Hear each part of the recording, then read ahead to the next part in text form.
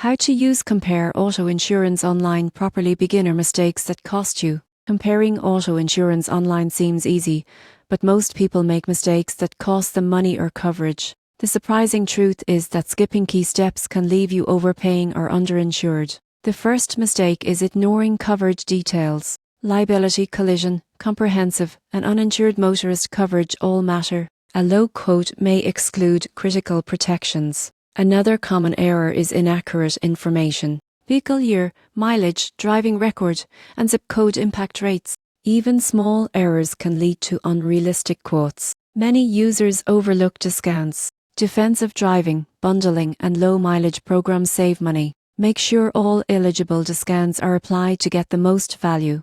A surprising mistake is neglecting network and claims quality. Price is important, but a poor claims process can cause delays and stress. Review company reputations before purchasing. Finally, beginners forget to update comparisons. Rates and discounts change, so comparing annually ensures you always get the best coverage for the price. To properly compare auto insurance online, review coverage options, enter accurate info, use all discounts, research customer service, and update comparisons regularly. This approach balances savings and protection.